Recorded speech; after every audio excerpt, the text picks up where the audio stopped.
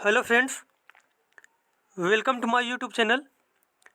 आज हम लोग सीडीपी का पेपर 2 जो 6 फरवरी 2023 को हुआ था उसको सॉल्व करेंगे। और अगर वीडियो अच्छा लगे तो चैनल को सब्सक्राइब करें, वीडियो को लाइक करें, कमेंट करें। चलिए देखते हैं हम लोग यहाँ पे पहला क्वेश्चन दिया गया है हमारा। पहला क्वेश्चन यहाँ पे दिया गया है, एक बच्चे की वृद्धि और विकास निम्नलिखित में से कौन से कारकों द्वारा प्रभावित होती है, या फिर प्रभावित होता है। जो विकास होता है बच्चों का वृद्धि और विकास, वो कौन कौन से कारकों के द्वारा प्रभावित होता है। इसमें से पहला ऑप्शन दिया गया है परवरिश की शैलियाँ, दूसरा ऑप्शन दिया गया है आनुवंशिक ढांचा या फिर संरचना, और तीसरा है विद्यालयी अनुभव, और चौथा है व्यक्तिगत रुचि। तो यहाँ पे करेक्ट आंसर जो हो जाएगा, तो यहाँ पे जो है सारे ऑप्शन सही दिए गए हैं कि जो है वृद्धि और विकास पर परवरिश की शैलियों का प्रभाव पड़ेगा, आनुवंशिक ढांचा और संरचना का भी प्रभाव पड़ेगा, विद्यालयी अनुभव का प्रभाव पड़ेगा और व्यक्तिगत रुचि का प्रभाव पड़ेगा। तो इसके अनुसार हमारा डी ऑप्शन जो है बिल्कुल सही हो जाएगा। फर्स्ट, सेकंड, थर्ड, फोर्थ चारों ऑप्शन बिल्कुल सही दिए गए हैं। उसके बाद सेकंड क्वेश्चन हमारा है, बच्चों में विकासात्मक परिवर्तन। अब यहाँ पे बताना कि बच्चों में जो विकासात्मक परिवर्तन कैसे होते हैं, या फिर तो यहाँ पे जो हमारा बिल्कुल करेक्ट आंसर हो जाएगा वो हो जाएगा कि बच्चों में विकासात्मक परिवर्तन वंशानुगत और पर्यावरणीय कारकों के बीच एक जटिल अंतःक्रिया है। विकासात्मक परिवर्तन क्या होते हैं? वंशानुगत और पर्यावरणीय कारकों के बीच क्या है? एक जटिल अंतःक्रिया है। तो हमारा सी ऑप्शन इसमें से बिल्कुल सही हो जाएगा। और आप लोग कमेंट करके बताना इसमें से आपको कितने क्वेश्चन आ रहे थे। उसके बाद अगला क्वेश्चन यहाँ पे है 3 नंबर क्वेश्चन। इसमें से कथन दिया गया, जैसे कि यहाँ पे पहला कथन ए नंबर है, सभी संस्कृतियों में बच्चे एक ही उम्र में एक ही तरीके से विकास के चरणों से गुजरते हैं। उसके बाद तर्क दिया गया है, बचपन सार्वभौमिक और एक आयामी होता है। तो यहाँ जो ऑप्शन ए दिया गया, जो कथन यहाँ पे बिल्कुल गलत दिया गया है कि सभी संस्कृति में बच्चे एक ही उम्र में एक ही तरीके से विकास के चरणों से गुजरते हैं। क्या बिल्कुल गलत दिया गया है, क्योंकि क्या होता है प्रत्येक बच्चे का विकास जो का है क्या होता है सेम नहीं होता है। कोई बच्चा जो है जल्दी विकास कर लेता है, कोई बच्चा धीमे धीमे विकास करता है। और उसके बाद जो ऑप्शन यहाँ पे तर्क दिया गया है आर वाला कि बचपन सार्वभौमिक और एक आयामी होता है, तो बचपन सार्वभौमिक और एक आयामी नहीं होता, ये भी क्या है बिल्कुल गलत बताया गया है। तो अब इसके अनुसार जो है दोनों कथन गलत हैं। तो इसके अनुसार देखो ऑप्शन यहाँ पे दिए गए हैं जो, तो इस क्वेश्चन के अनुसार हमारे जो डी ऑप्शन है वह क्या हो जाएगा, ए और आर दोनों गलत दिए गए हैं। उसके बाद फोर्थ नंबर क्वेश्चन यहाँ पे है। अब यहाँ पे देखो फिर दिया गया है, अब कथन दिया गया है। अब कथन ए जैसे कि है इसमें से, सामाजिकरण स्कूल में ही होता है जब बच्चे स्कूल जाना शुरू करते हैं। तो यहाँ पे ये बताना कि सही है गलत है, तो ये बिल्कुल ही गलत कथन दिया गया है, क्योंकि सामाजिकरण स्कूल में ही नहीं होता है। क्या जो बच्चे स्कूल नहीं जाते उनका सामाजिकरण नहीं होता? उनको भी समाज का कुछ ना कुछ ज्ञान होता है। तो क्या यहाँ पे ये कथन बिल्कुल गलत दिया गया है। उसके बाद तर्क यहाँ पे दिया गया है, स्कूल द्वितीयक सामाजिकरण की एकमात्र संस्था है। तो एकमात्र यहाँ पे बताया गया है, तो जो द्वितीय सामाजिकरण की जो है एकमात्र संस्था स्कूल केवल नहीं होती, कई चीज़ें होती है, जैसे कि धर्म हो गया, कानून व्यवस्था हो गया, कानून व्यवस्था। तो ये सारी चीज़ें जो होती हैं ये द्वितीयक सामाजिकरण के अंतर्गत आती हैं। तो यहाँ पे हम जो हमारा तर्क आर है और कथन ए है, तो ये दोनों गलत दिए गए हैं। तो इसके अनुसार जो हमारे ऑप्शन दिए गए हैं, जैसे कि तो इस क्वेश्चन में जो ऑप्शन दिए गए तो हमारा डी नंबर ऑप्शन बिल्कुल सही हो जाएगा कि ए और आर दोनों क्या है, गलत हैं। उसके बाद 6 नंबर क्वेश्चन यहाँ पे है, सीमा अपनी मम्मी की आज्ञा के बिना रसोई से मिठाई खाने में डरती है। उसे लगता है कि मम्मी को पता लगने पर उसे सजा मिलेगी। कोहलबर्ग के नैतिक सिद्धांतों के अनुसार सीमा किस स्तर पर है? तो जो कोहलबर्ग ने जो अपने चरण बताए थे, तो चरण और जो 6 अवस्थाएं बताई थी, 3 चरण बताए थे, उनमें से 2-2 चरण जो थे, तो इसमें पूछा गया है कि जो है सीमा है किस स्तर पर है। तो इसका करेक्ट आंसर हो जाए कि वह पूर्व पारंपरिक स्तर पर, किसमें है, प्री कन्वेंशनल स्टेज में है। तो हमारा बी ऑप्शन बिल्कुल सही हो जाएगा। उसके बाद 6 नंबर क्वेश्चन यहाँ पे दिया गया है, जीन पियाजे के अनुसार संज्ञानात्मक विकास किस प्रक्रिया द्वारा सुगम होता है। अब यहाँ बताना कि जो है संज्ञानात्मक विकास किस प्रक्रिया द्वारा सुगम होता है। तो इसका आंसर हो जाएगा अनुकूलन के द्वारा। किसके द्वारा? अनुकूलन के द्वारा जो है संज्ञानात्मक विकास क्या होगा? सुगम होगा, आसानी से हो जाएगा। उसके बाद 7 नंबर क्वेश्चन यहाँ पे दिया गया है, जीन पियाजे द्वारा प्रस्तावित विशेषताओं के साथ चरणों की सही सुमेलित जोड़ी चुनें। अब यहाँ पे देखो अवस्थाएं बताई गई हैं और इधर बताया गया है कि इनकी क्या विशेषताएं होती हैं। जैसे कि जो संवेदी चालक अवस्था होती है उसमें क्या बच्चे नाटकीय खेल में संलग्न होते हैं, तो ये क्या, ये बिल्कुल गलत दिया गया यहाँ पे, क्योंकि जो संवेदी गामक अवस्था होती है उसमें बिल्कुल छोटा बच्चा होता है और वो क्या करता है, वह गामक क्रिया करता है, गामक क्रिया करता है जो है संवेदी चालक अवस्था में। बच्चा जो होता है अपने हाथ पैर से पकड़ के चीज़ें छू करके जो है कार्य करता है, सारे कार्य करता है। ठीक है। उसके बाद जैसे कि यहाँ पे बताया गया पूर्व संक्रियात्मक अवस्था, देखो ये वाला तो बिल्कुल गलत दिया गया है, ए ऑप्शन। उसके बाद पूर्व संक्रियात्मक अवस्था, वस्तु स्थायित्व का प्रारंभ, तो ये भी क्या है, ये भी बिल्कुल गलत दिया गया है, क्योंकि जो वस्तु स्थायित्व का प्रारंभ होता है ये होता है संवेदी गामक अवस्था में। कहाँ पे होता है? ये होता है संवेदी चालक अवस्था की विशेषता होती है। और इसमें पूछा गया, इसमें बताया गया कि पूर्व संक्रियात्मक अवस्था जो है उसकी विशेषता है वस्तु स्थायित्व का प्रारंभ, तो ये भी ऑप्शन क्या बिल्कुल गलत दिया गया है, क्योंकि वस्तु स्थायित्व को जो प्रारंभ होता है वह होता है संवेदी चालक या फिर संवेदी गामक अवस्था में। उसके बाद अगला कथन इसमें दिया गया है, जैसे कि सी नंबर, कि मूर्त संक्रियात्मक अवस्था में क्रियाओं को मानसिक तौर पर परिवर्तन में सक्षम होता है, तो ये भी क्या है, बिल्कुल गलत दिया गया कि मानसिक तौर पर परिवर्तन में सक्षम नहीं होता है मूर्त संक्रियात्मक अवस्था में बच्चा।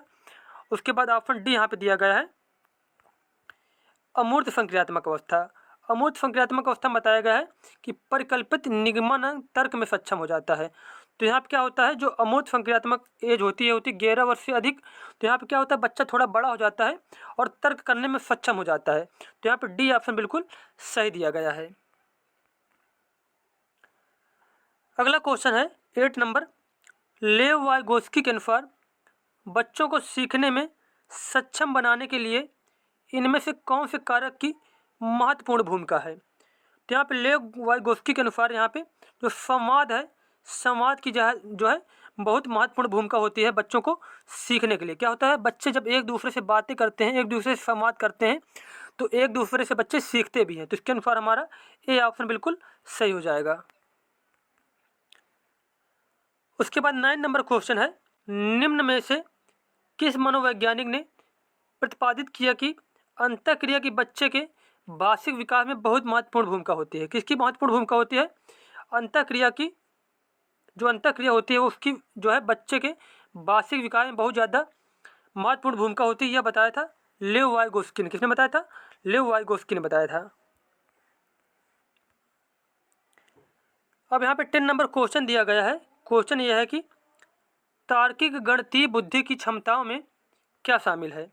यहाँ पे बताया गया कि जो तार्किक गणितीय बुद्धि होती है उसमें से कौन कौन चीज़ें शामिल होंगी। इसमें से ऑप्शन देखो बताए गए हैं यहाँ पे देखो 4 ऑप्शन बताए गए हैं, जैसे कि तार्किक गणितीय बुद्धि में छवियों में हेरफेर, ग्राफिक कौशल और स्थानीय तर्क, कुछ भी चीज़ें जिसमें 2 या 2 से अधिक आयाम शामिल होंगे। तो ये क्या, ये बिल्कुल गलत दिया गया है यहाँ पे। उसके बाद लय, ताल, स्वर, माधुर्य के प्रति संवेदनशीलता, ये भी गणितीय बुद्धि में ये लय ताल कहाँ से आ जाएगा, ये भी बिल्कुल गलत दिया गया है। उसके बाद विशिष्ट पिचों, स्वरों और लय के बीच अंतर करना, जिसे पहचानने में लोग चूक सकते हैं, ये भी क्या है, ये भी बिल्कुल गलत दिया गया, क्योंकि ये जो दोनों ऑप्शन दिए गए हैं ये आएंगे संगीत में बुद्धि के अंतर्गत। और उसके बाद डी नंबर ऑप्शन है पूर्व ज्ञान के आधार पर वर्गीकरण करना, पैटर्न पहचानना और विचारों के बीच संबंध बनाना। तो इस क्वेश्चन के अनुसार डी ऑप्शन बिल्कुल सही हो जाएगा, क्योंकि जो है तार्किक गणितीय बुद्धि के अंतर्गत ये सारी चीज़ें आ जाएंगी। उसके बाद हमारा 11 नंबर क्वेश्चन यहाँ पे आप देखो कथन दिया गया है, जैसे कि कथन यहाँ पे दिया गया है, किशोरों की जेंडर भूमिकाओं व रूढ़िवादियों के प्रति दृष्टिकोण और मूल्यों को निर्धारित करने में विज्ञापन और फिल्में एक बड़ा प्रभाव डालती हैं। तो ये क्या बिल्कुल करेक्ट दिया गया है कि किशोर जो होते हैं वो क्या करते हैं, किशोरों के ऊपर जो विज्ञापन और फिल्मों का बहुत ही बड़ा प्रभाव पड़ता है। और उसके बाद तर्क यहाँ पे दिया गया है, मीडिया सामाजिकरण की एक शक्तिशाली प्राथमिक संस्था है। तो ये भी कथन क्या है, बिल्कुल सही दिया गया है। तो इसके अनुसार ऑप्शन दिए गए यहाँ पे जैसे कि ऑप्शन बताए गए हैं कि इसमें कौन सा ऑप्शन सही है। तो यहाँ पे हमारा ए और आर दोनों सही हैं और ए जो है आर की सही व्याख्या करता है। तो इसके अनुसार हमारा ए ऑप्शन बिल्कुल सही हो जाएगा। उसके बाद 12 नंबर क्वेश्चन यहाँ पे है, विभिन्न पृष्ठभूमियों के बच्चों के सीखने की सुविधा के लिए शिक्षकों को चाहिए कि वे जो बच्चे अलग अलग पृष्ठभूमि से आ रहे हैं तो उनको जैसे कि अलग अलग जो पृष्ठभूमि से आते हैं, अलग अलग जगह से आते हैं, तो उन बच्चों को सिखाने के लिए जो टीचर उसको क्या करना चाहिए, उसको विभेदित निर्देश लागू करने चाहिए। क्या करना चाहिए? विभेदित निर्देश लागू करने चाहिए। उसके बाद 13 नंबर क्वेश्चन यहाँ पे आकलन। बस यहाँ पे ये दिया गया आकलन क्या होना चाहिए, किस प्रकार का होना चाहिए। तो यहाँ पे बताना में आकलन जो है, आकलन को बच्चों को सीखने की तैयारी से लेकर शिक्षण अधिगम प्रक्रिया का एक अभिन्न अंग होना चाहिए। तो यहाँ पे डी ऑप्शन हमारा बिल्कुल सही हो जाएगा। आकलन को क्या होना चाहिए कि बच्चों को सीखने की तैयारी से लेकर शिक्षण अधिगम प्रक्रिया का एक अभिन्न अंग होना चाहिए। डी ऑप्शन हमारा इसमें से बिल्कुल सही हो जाएगा। उसके बाद अगला 14 नंबर क्वेश्चन यहाँ पे है, एक प्रगतिशील कक्षा में सीखना, एक प्रगतिशील कक्षा में सीखना सक्रिय और सामाजिक होगा। क्या होगा? सक्रिय और सामाजिक है। तो इसका बी ऑप्शन हमारा बिल्कुल सही हो जाएगा। उसके बाद ये 15 नंबर क्वेश्चन हमारे यहाँ पे है। यहाँ पे देखो कथन दिया गया है, शिक्षकों को बच्चों के मूल्यांकन के लिए मानकीकृत पाठ्यक्रम और प्रक्रियाओं का पालन करना चाहिए। तो यहाँ पे ये बताया गया कि मतलब जो शिक्षक होते हैं उनको मानकीकृत एक मानक के आधार पर पाठ्यक्रम का पालन करना चाहिए।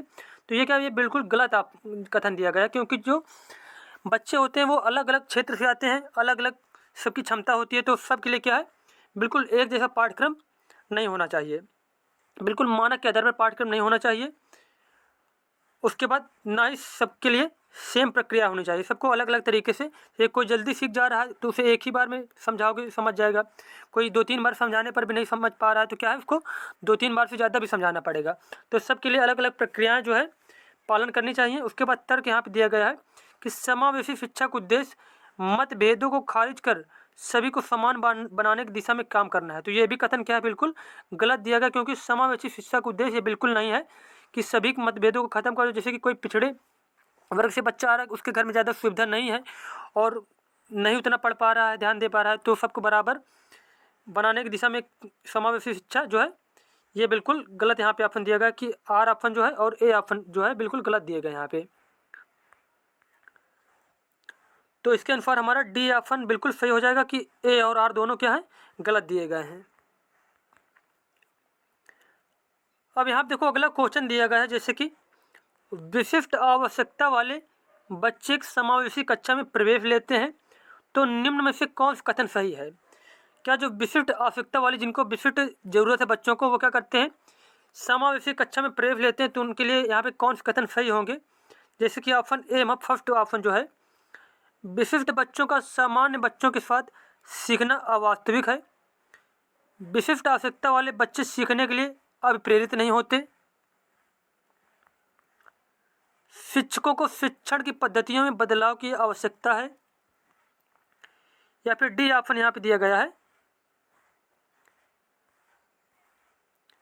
इससे सभी बच्चों के साथ कार्य करने की क्षमता व अलग अलग दृष्टिकोण को तुल्य करने के कौशल सुदृढ़ होते हैं।